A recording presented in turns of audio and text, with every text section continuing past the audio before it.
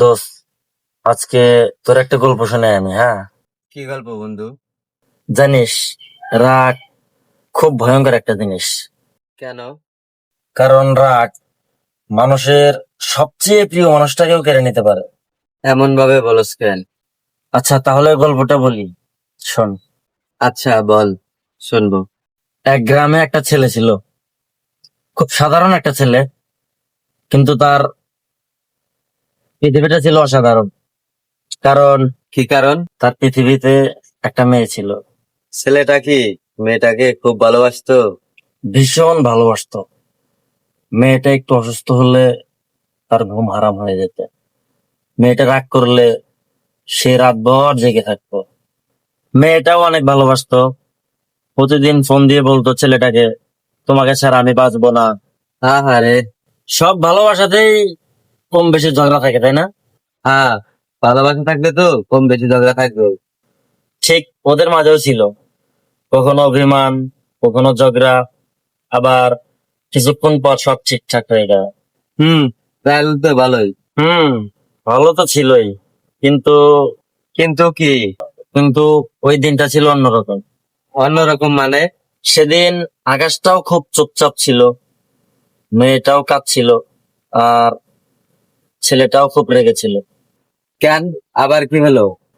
ছোট্ট একটা বিষয়, এখন কারণটাও মনে নেই, শুধু শেষটা মনে আছে। কি হয়েছিল তাদের মাঝে? মেয়েটা ছেলেটাকে কাঁদতে কাঁদতে বলছিল, তুমি আজকাল আমাকে আর আগের মতো ভালোবাসো না।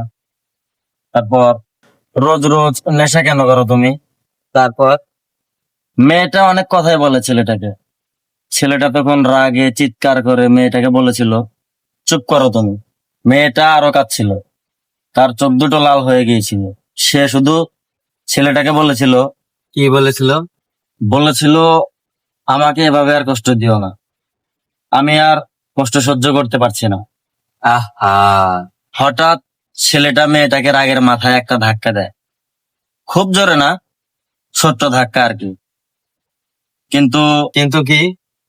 কিন্তু কখনো কখনো ছোট ভুলও মানুষের জীবন শেষ করে দেয়। কি হয়েছিল? মেয়েটার মাথাটা দরজার কোনায় গিয়ে লাগে, খুব ছোট্ট একটা শব্দ হয়, তারপর পুরো ঘর নিঃশব্দ হয়ে যায়। ছেলেটা কি তখনও কিছু বুঝেনি? না, সে ভেবেছিল মেয়েটা হয়তো রাগ দেখাচ্ছে, অভিমান করে মাটিতে বসে আছে। সে পিছনে না তাকিয়েই ঘর থেকে বের হয়ে যায়। তারপর? বাহিরে গিয়েও তার রাগ কম ছিল না, কিন্তু কিছুক্ষণ পর রাগ কমে। হঠাৎ তার বুকের ভিতরটা কেঁপে ওঠে। মেয়েটা একবারও বলেনি যেও না। তারপর কি সে ফিরে আসে? হুম, দৌড়ে ফিরে আসে। সে এসেই দেখে মেয়েটা মাটিতে পড়ে আছে, চারপাশে রক্ত, চুলের পাশে শুকিয়ে যাওয়া লাল দাগ, আর চোখ দুটো স্থির হয়ে আছে। ছেলেটা কাঁদতে কাঁদতে তখন মেয়েটাকে কোলে নেয়, বারবার ডাকতে থাকে, ওঠো প্লিজ ওঠো, আমি আর রাগ করব না, দেখো আমি চলে যাইনি, একবার কথা বলো প্লিজ। কিন্তু মৃত মানুষ তো কখনো উত্তর দেয় না। জানিস সবচেয়ে ভয়ঙ্কর কি ছিল? কি? মেয়েটার হাত তখনও গরম ছিল, হয়তো আর একটু আগে ফিরলে মেয়েটাকে বাঁচানো যেত। সেদিনের পর থেকে ছেলেটা আর ঘুমাতে পারেনি। প্রতিদিন রাতে ওই দরজার দিকে তাকিয়ে থাকে। রক্তের দাগ মুছে গেছে, কিন্তু স্মৃতিগুলো মুছে যায়নি। এখনো মাঝরাতে সে কাঁদতে কাঁদতে বলে, সরি, একবার ফিরে আসো, আমি আর কখনো রাগ করব না। ছেলেটা কি এখনো বেঁচে আছে? হ্যাঁ, বেঁচে আছে।